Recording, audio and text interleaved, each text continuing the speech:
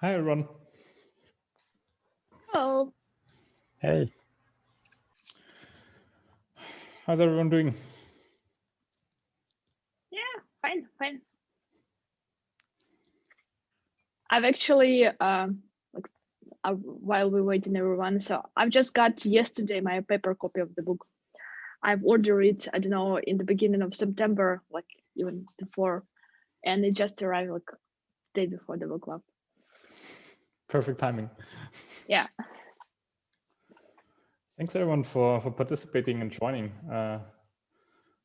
Yeah.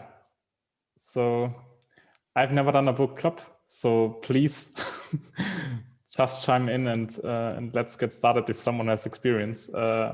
What we should discuss first and how we want to tackle this.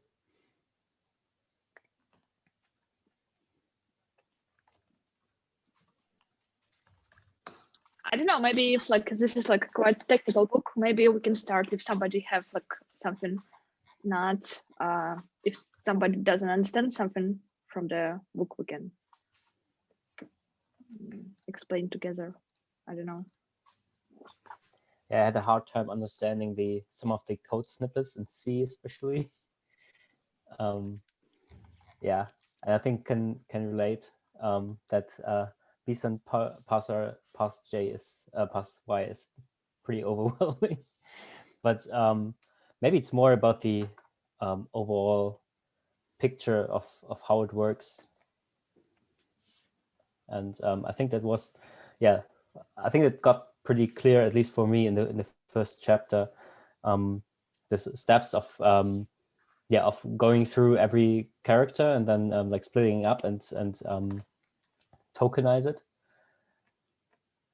Yeah, but I think understanding the code was pretty hard.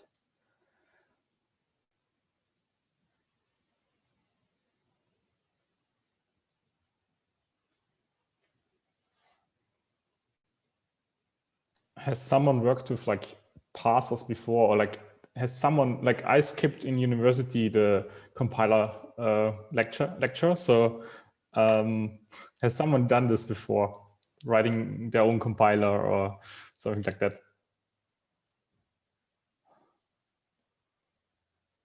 Okay. I have, hello everyone. When I was in university, I had a teacher that was like continuously telling us that we should learn how to write a language and how to understand the things, but I haven't done it. I haven't written a compiler by myself, no. But that teacher, it was something that I reminded when going through this first chapter. Yeah, I wrote a comment here. The book made a point that they don't use Lex for tokenization. And I was just wondering, okay, is that something that is typical for a language like Ruby or not? And then I started Googling around to see what other languages do, and I couldn't find anything definitive. So I'm curious if anyone who's more familiar with this stuff knows if like that's like something that like a lot of languages do, or do most often like the languages use Lex?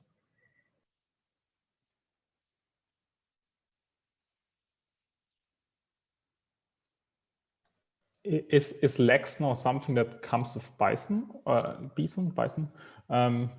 it's something completely different actually? I didn't think it was related to Python, but I no, I just Bison. Bison. Oh, Bison. Yeah.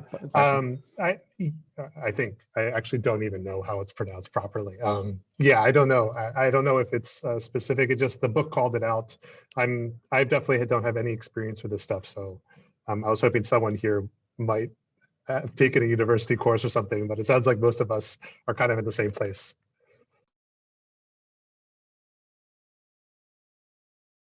Maybe this would be interesting, like as a follow-up for the next week, to find out, to do like research for things we all were not completely sure. Yeah, for sure.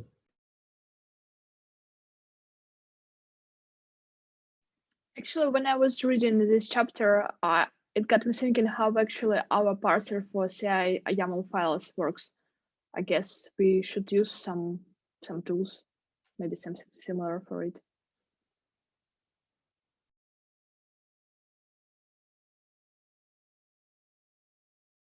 how does it work for GitLab CI? How do we pass this?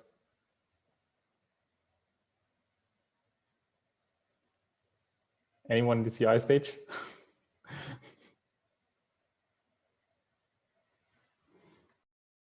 That's something we can look up at least.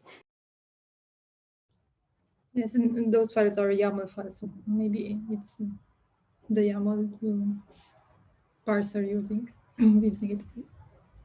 Yeah, I think like once they parse it to YAML, then what do they, because they have to, there must be like a specific parser for the rules and also just like for all the include except stanzas, like I assume it's something custom that we wrote, but be curious what that rules engine looks like.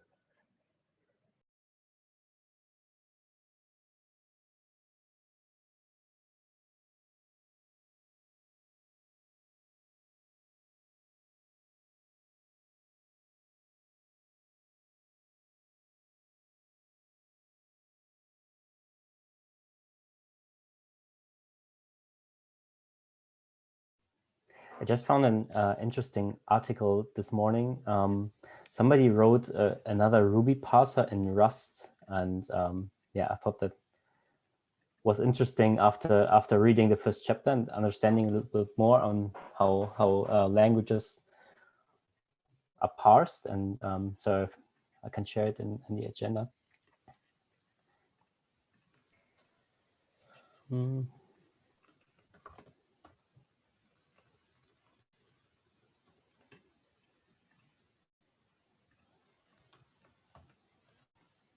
I didn't look into the code yet, but maybe Rust is a bit easier to understand than C.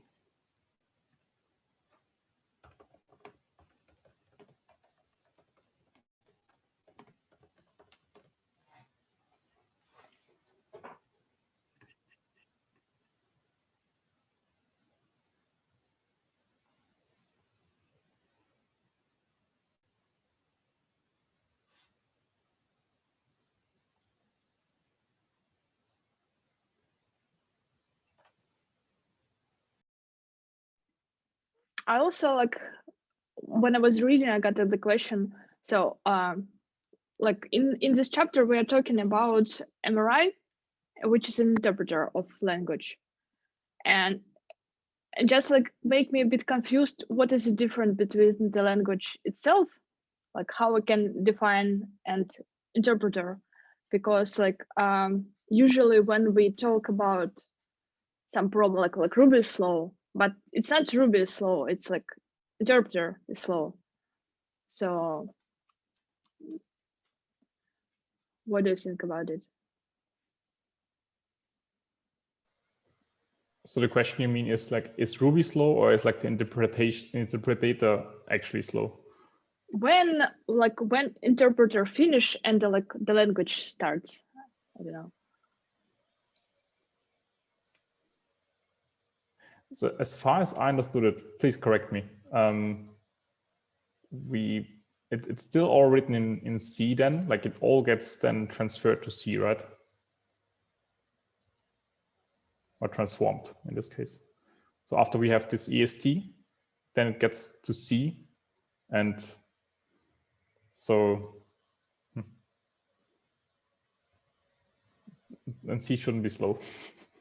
I don't know, like it's like from what I understand, when it's transformed to this like tree, it's actually the next step is transformed to bytecode, which is like, I don't know, maybe on some platform, like it's like directly C, but basically like looks like the language is like this big parse, the file with all the sparse rules, and like which define like what we can do and not, and how we can how it's implemented. It's defined by interpreter, and you can use like different, like you can use JRuby, mRuby, like and so on, and they will behave differently. But what if, for example, I can create we'll start and create our own parser, and we like introduce some other rules to it? like for example, like cancel double quotes or something like that. So like, will it be called different language, or like, or will just be a different implementation of it?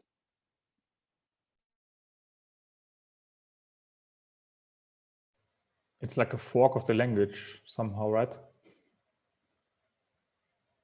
I mean, you could also add it to the actual language in the end. But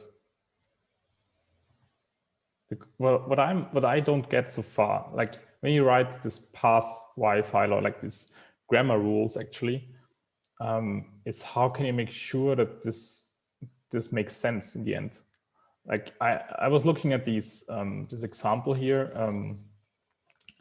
like this example from this computer science course where they defined the lexical file, and they also had like the calc y, and then they like do like basically like you have an expression, and if the expression is an integer, then it's the value, and if its expression is an expression plus the expression, you do an addition. That makes sense here. But what I'm thinking, like this is like super simple, and now we have like a complex language like Ruby. There must be a point where it gets messed up, like where you do something that doesn't work anymore, because like I can't follow how you can verify that the grammar is correct and works in every case. Maybe there are a lot of unit tests.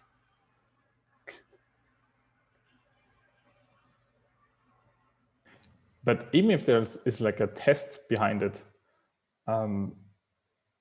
how can you, like when I want to start writing, like adding something to Ruby now, and I modify this pass y file, it's like 13,000 lines of code. How can I make sure that what I'm doing here is like, that will make sense with everything else? Like let's, for example, I want to have, yeah, okay, unless it's already implemented, but something that is not implemented yet, like Tatiana said, like with console and prints out a console statement, pull s. How do I make sure that this works? This is something I'm curious about. So like, are you asking how we can make sure that your parser rules are correct? Yes, that it works together. Like, I mean, the AST that it prints out doesn't need to do something that is correct, but would be also nice to know. But like, how does it work together? This is something that I'm curious. I mean that like, if you need to test parser rules, you basically can just like use it, like generate some program and run it. And if it behaves correctly, so it's mean like it works correctly. Like just, but I guess like debugging, it'll be really difficult here.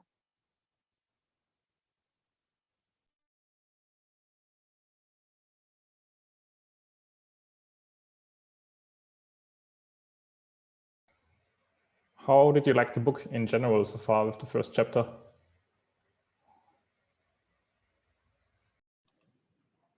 I thought it was really good, but also maybe a bit short. Like I think I could have done 2 chapters if we want to, for the next one, maybe do, I'm not sure. I didn't look ahead, so I don't know, but maybe the next 2 chapters could combine. Sure. Iterative approach to this. I also made the meeting like 1 hour, but like a 50 minutes meeting, but we don't need to. It's just like a proposal, and we can change and adapt to it. I actually like that it's a bit short, because yeah, usually I read just I like have maybe half an hour to read in the evenings or so, and so yeah, that was nice that the chapter wasn't too long, but yeah, I guess it depends. Everyone manages time differently, and yeah, for me it was nice that there was no pressure and it was easy to finish the chapter. Yes, Slovenia is in a full lockdown with curfew, so like I have like lots and lots of free time, so that probably plays a big part. Yeah, that so if makes other sense. yeah, but yeah, I could go either way. Cool. But I really liked it. Like in the beginning of the chapter, I thought, okay, where's this going? And I thought it's going to be a little bit confusing, but in the end, it was, yeah, like it was a round thing. Like you could really summarize it easily, and I think I really understood the concept, and that was really cool. Yeah, and I'm also curious about the next one. Like after understanding how Ruby interprets, or how Ruby is interpreted, would be nice to see how it is actually run. Like I think in the book was mentioned that it runs on a virtual machine somehow. Yeah, I'm also curious how that works. Maybe this is even the part what makes it slow sometimes, or slower than other languages. Maybe just because of the virtual machine, and or maybe this combination of that it doesn't need to compile, but like it compiles on the fly and then runs on this virtual machine. Maybe this is what makes it slower.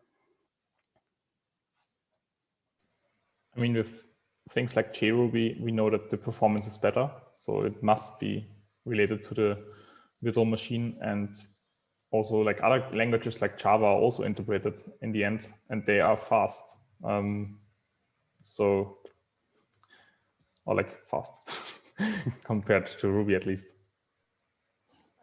But they are like static. I'm not like I'm just like get this idea. I'm not sure if I read, maybe it's like totally wrong, but Java, it's like statically typed, and probably like the rules are simpler, like when you have type, but because when you have like nothing, like when it's dynamic, you have to like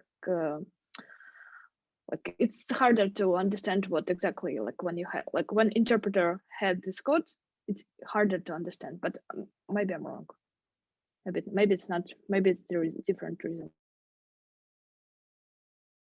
Yeah, but I think you're probably right, because if I imagine that maybe there's a Ruby season number, like let's say there's 1, and then Ruby has to guess, okay, it looks like an integer, and then there comes a point, and oh no, it's not integer anymore. Now it's a different one. And in typed languages, then they just know upfront which type it is. So I guess that makes it a bit faster, at least.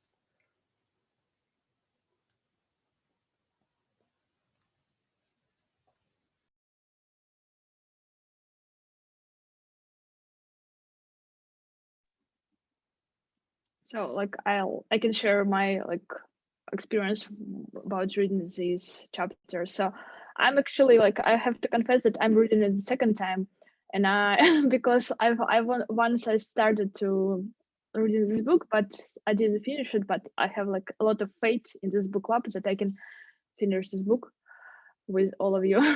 But yeah, it's for me it was really interesting, because once I tried, like I have this idea that I want to create my own language, but after reading this book, I really understand it's quite like boring, because you have to like set up all these rules first and write your like tokenizer and parser, and since like we have the like the tools like Lex and Bison that can help us, but still it's like a lot of like boring work, I'd say.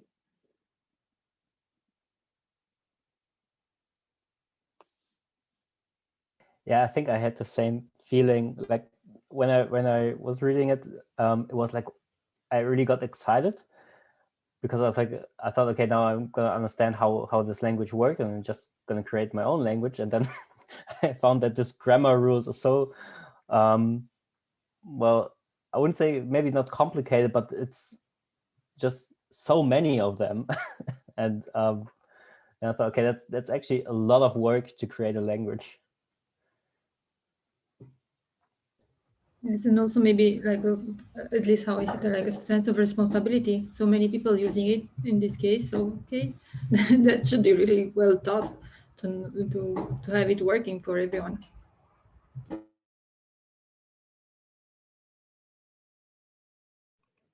One of the coworkers in my team, Yorick, said that he's going to join. He left a message here in the notes or in the doc, and is pretty familiar with this stuff. So maybe he can answer any questions that we have.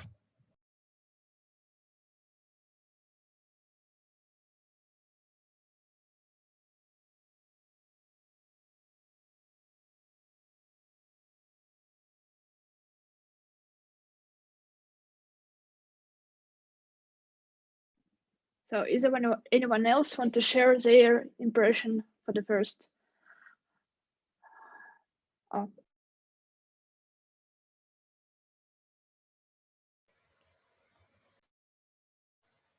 Otherwise, welcome. Oh, yeah, go ahead. I was wondering if this book is up to date with modern versions of Ruby, like 2.7 or even 3, because it was written quite a while ago. It's not up to date. I'm not sure how much it impacts it, although like if you think like Ruby is 30 years old, something like that, then these 7 years are probably not that big of a deal, at least I guess so. That's but probably true. On the website of the author, there is some comment about that.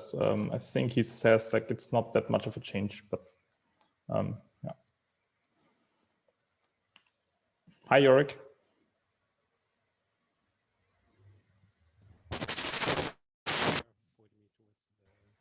Your microphone is producing disturbing noises.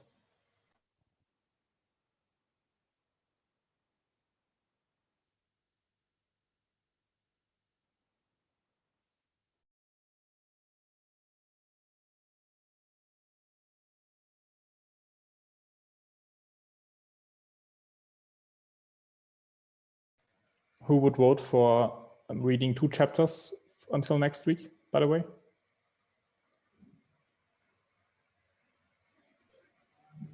I could go either way. Like if no one else wants to, then let's just do one. Okay. I think I'll stick with one. I haven't actually finished this chapter.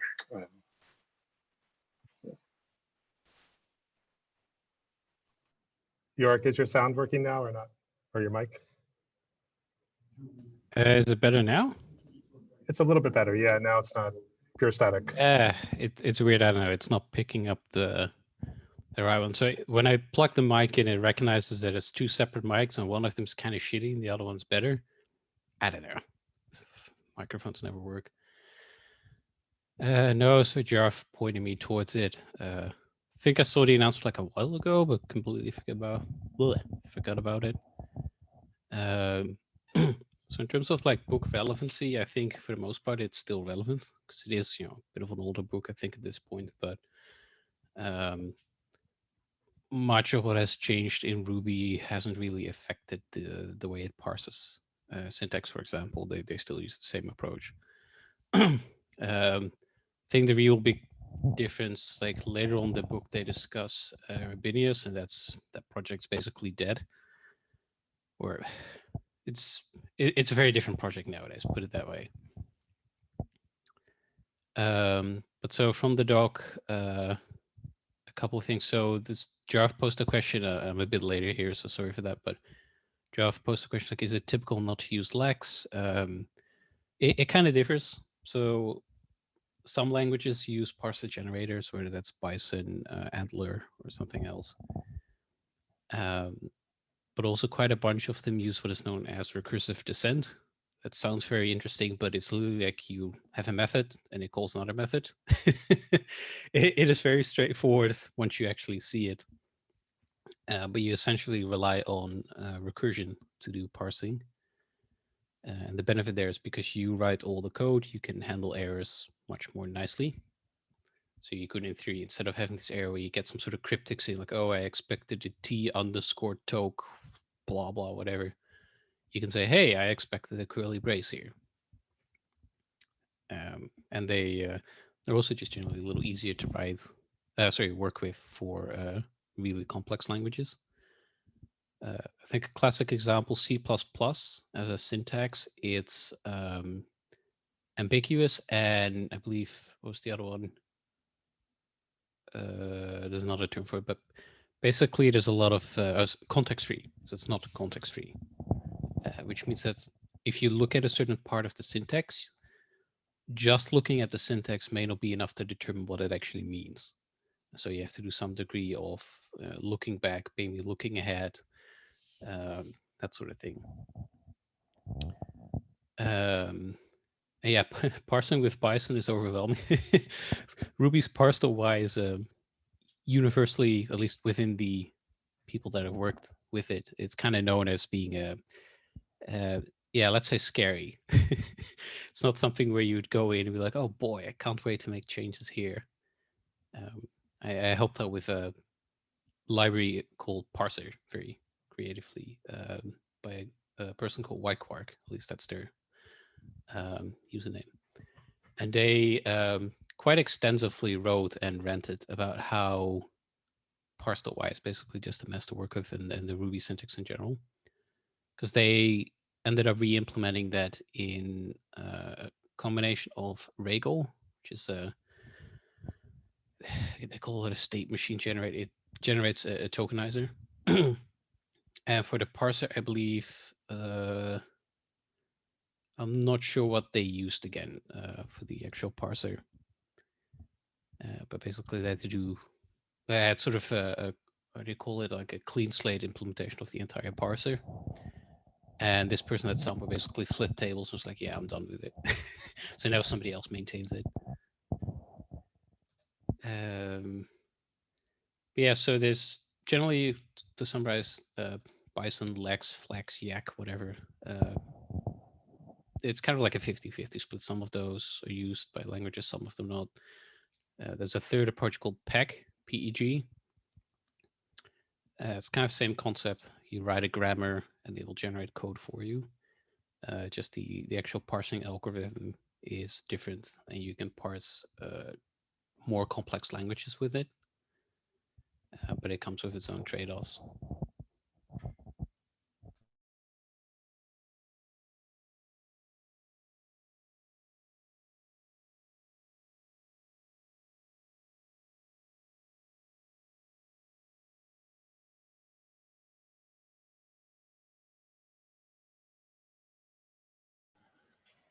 Do you, by the way, know how Ruby, for example, validates its parser?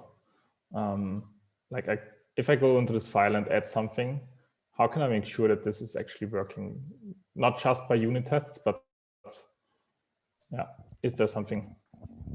Right, so generally with these parser generators, there isn't really a sort of, I would say, a proof you can write or some sort of static analysis to determine if the input that it parses will be correct. And so if you write it in a grammar, obviously that has a certain syntax and that needs to be correct. But typically the way these parser generators work, you say, for example, hey, you know, a float exists out of a bunch of digits, a dot, and then a bunch of more digits. What happens is it will sort of enter that first state where it expects a bunch of digits, and it will sort of keep reading those. And then at some point it will hit something that isn't. So it says, oh, if this is dot, great, let's move on. If it's something else, it will probably spit out some sort of cryptic error saying, oh, I expected a t underscore dot, but I got a t underscore whatever. Some parser generators offer ways that you can produce more meaningful errors, but they are often fairly basic, fairly brief. And that's where recursive descent comes in, because you write all the code instead of it being generated. You have full control over, what to expect, how to handle that, and it also lets you do things like error recovery a bit more easily. But there are some tricks to do that with parser generators, but they are typically rather difficult. Whereas with recursive descent, because you control it, you can do whatever you want, basically.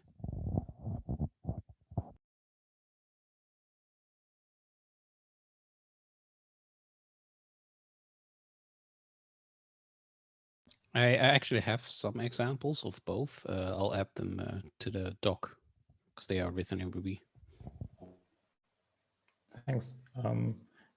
That's cool. So one other question we had, this is very specific to GitLab, you might know that. So how do we pass CI rules like GitLab CI, YAML, and make something that is logical, like an AST or something like that? Do we do that, or is this just? The rules, do you mean like the rules block that we recently added, or just the CI config in general? The CI config in general. Right, so with the CI config, we, as far as I understand it, just use a standard YAML parser that comes with Ruby. And then I would say that we don't really do like parsing at that level. As in, like, obviously we parse the YAML into a Ruby data structure, but after that, I think it mostly comes down to, you know, if this section exists with this value, do that. The rules section that we recently added as a replacement for only and except, that one does have some parsing logic. I recall, I mean, we added it a while ago, and I was sort of reviewing it at the time. It was a little bit of an a bit of an odd setup. I don't remember exactly why, but it's very different from how you would normally parse things.